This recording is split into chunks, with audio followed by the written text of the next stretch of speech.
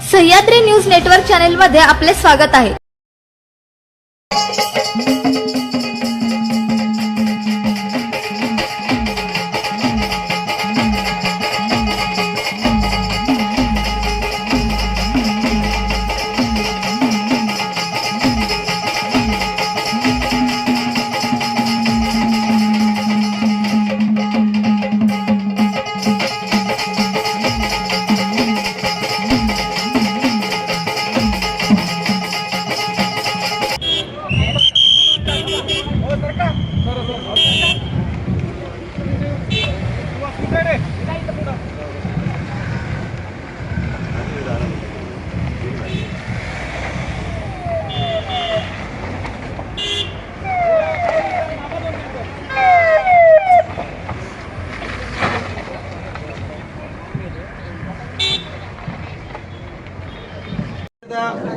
काँग्रेस दोन्ही राष्ट्रवादी काँग्रेस युती झालेली आणि बऱ्याच दिवसांनी पुरंदर आलेला आहे। एकंदरीत इथल्या वातावरणाबद्दल किंवा याच्याबद्दल तुम्हाला काय सांगतात?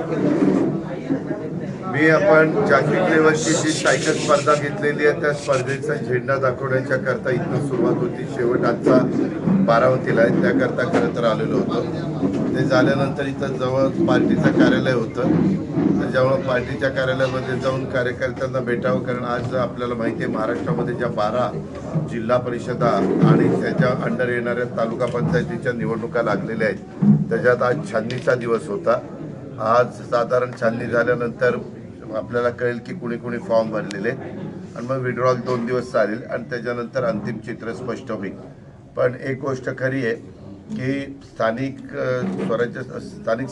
निवडणुका ज्या असतात, लोकल बॉडी ज्याला आपण म्हणतो, त्या निवडणुकीच्या निमित्तानं आम्ही यावेळेस जिल्ह्यातल्याच लोकांना अधिकार दिलेले होते की तुम्हाला काय करायचं ते तुमचं तुम्ही ठरवा, आणि त्या पद्धतीनं इथं जिल्ह्यातलेच प्रमुख आमचे जे मान्यवर आहेत आणि त्यांनी सगळ्यांनी ठरवून साधारण दोन्ही राष्ट्रवादी काँग्रेस पक्षाचे एकत्रपणे निवडणुका म्हणजे एकत्र बसून उमेदवार ठरवायचं ठरलेलं होतं। त्याला अपवाद मात्र आंबेगाव तालुका राहिला। आंबेगाव तालुक्यामध्ये डॉक्टर कोल्हे अमोल खासदार आहेत, त्यांनी प्रयत्न केला, मी प्रयत्न केला, पण आम्हाला तिथं काही म्हणावं असं यश आलं नाही।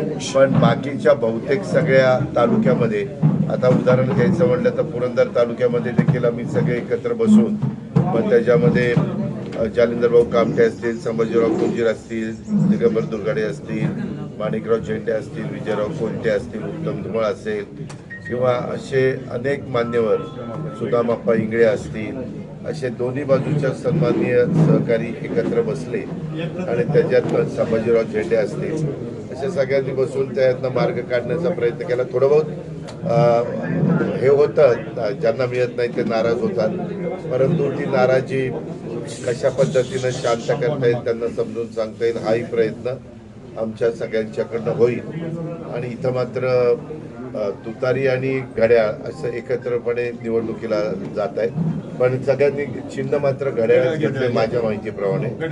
आणि काही मग काँग्रेसचे आहेत, काही भाजपचे आहेत, काही शिवसेनेचे आहेत, काही दोन्ही शिवसेनेचे, म्हणजे काही शिंदे साहेबांच्या शिवसेनेचे, काही उद्धवजींच्या उभाटाचे असे आहेत। आता ह्याच्यातून मागच्या 9 वर्षापूर्वी तर आम्हाला इतकं काही यश आलेलं नव्हतं वास्तविक। तेव्हा जिल्ह्याने आम्हाला साथ दिली, पण इथं मात्र आम्हाला अपयश आलं।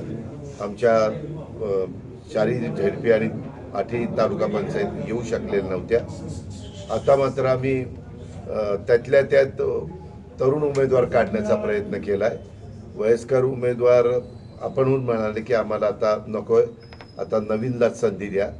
तुम्ही महिला बघितल्या तरी त्या आमच्या नव्या आहेत, आणि पुरुष मंडळी बघितली उमेदवार तरी त्यातल्या त्यात उत्तमराव धुमाळ आमच्या पक्षाचे तालुक्याचे अध्यक्ष हे थोडेसे त्यांच्या तुलनात्मक, तसं हे म्हणता येणार नाही, वय त्यांचं ह्या सगळ्यांचं थोडं वय अधिक आहे, बाकीचे तर सगळे एकदम तरुण आहे। आणि ह्यांच्या सगळ्यांच्या ताब्यामध्ये आपले जिल्हा परिषदेचे आणि तालुका पंचायत यांनी द्यावी।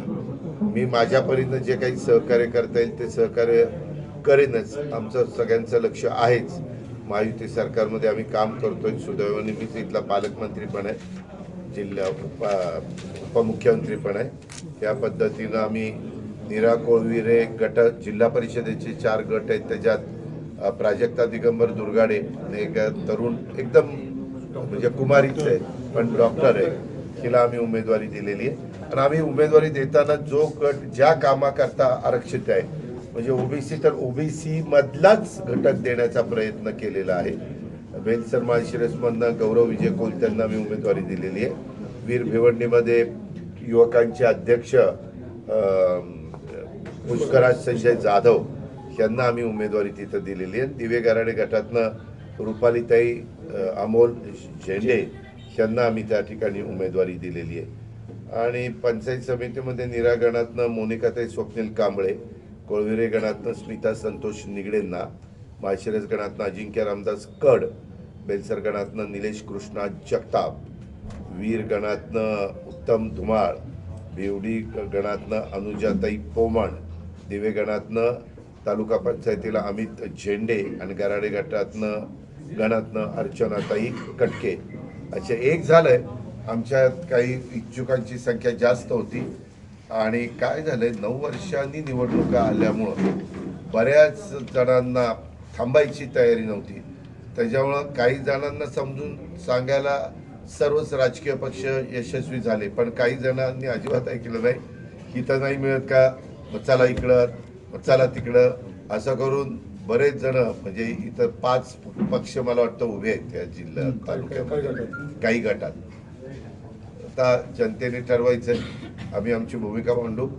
5 वर्षात जिल्हा परिषद ज्यावेळेस आमच्या ताब्यामध्ये होती आम्ही सगळ्यांना बरोबर घेऊन जाण्याचा प्रयत्न केलेला आहे। याही वेळेस शिक्षण, आरोग्य, स्वच्छता आणि तिथले रस्ते, पाणी ह्या सगळ्या गोष्टीला आमचा अग्रक्रम राहणार आहे आणि तशा पद्धतीने आमचं नियोजन राहील। आणि राज्य सरकारचा प्रतिनिधी म्हणून पण मला ह्या सगळ्या कामामध्ये केंद्रातली मदत, राज्यातली मदत, जिल्हा वार्षिक योजनेतली मदत, जिथून मदत करता येईल, CSR मधनं मदत। आज आता तुम्ही स्पर्धा बघितल्या, स्पर्धेला खर्च तसा मोठा आहे परंतु CSR मधनं अनेकांनी स्पॉन्सरशिप दिली आणि चांगला प्रतिसाद सासवडकरांनी दाखवला, पुरंदरवासियांनी दाखवला।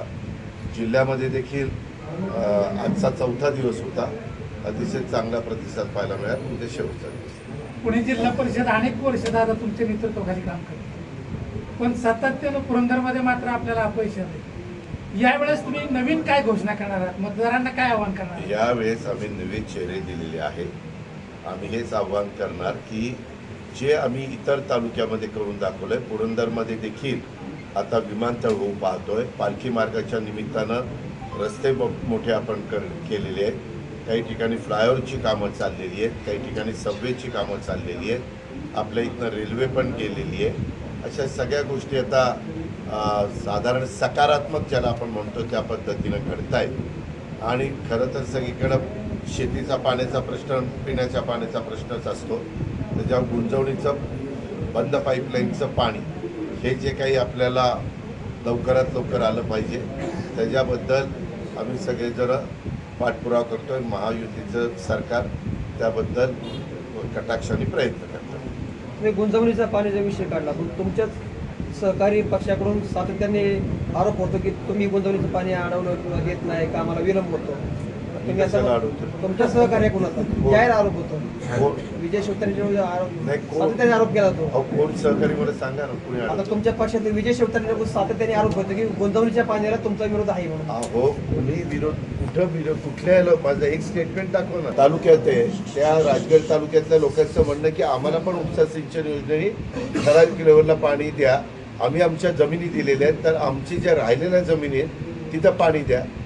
आणि सरकारचं धोरणच असतं, जिथं डॅम होतो त्या डॅमला 6% पाणी डॅमच्या बॅकवॉटरच्या लोकांना राखीव ठेवलं जातं आणि 94% पाणी खालच्या लोकांना पिण्याकरता आणि शेती करता, इंडस्ट्री करता, ह्या सगळ्या गोष्टी करता दिलं जातं।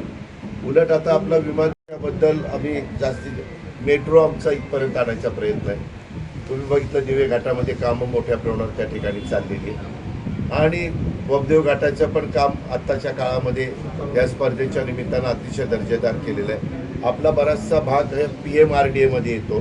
त्याच्यामुळे PMRDAचा पण निधी कसा माझ्या पुरंदर तालुक्याला मिळेल, म्हणजे PMRDA मध्ये येणारे पुरंदर तालुका, दौंड तालुका, हवेली तालुका, तिकडं खेड राजगुरुनगर तालुका, इकडं मुळशी तालुका, मावळचा काही भाग, मावळ तालुका, राजगड तालुका, अशा सगळ्याच भागात तो भाग येतो.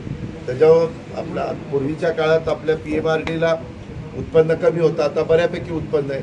त्याच्यावर ते मिळालेल्या पैशातून त्या भागाचा विकास हा पण नीट झाला पाहिजे, अशा पद्धतीचा मुख्यमंत्र्यांचा आणि आम्ही दोन्ही उपमुख्यमंत्र्यांचा प्रयत्न असतो.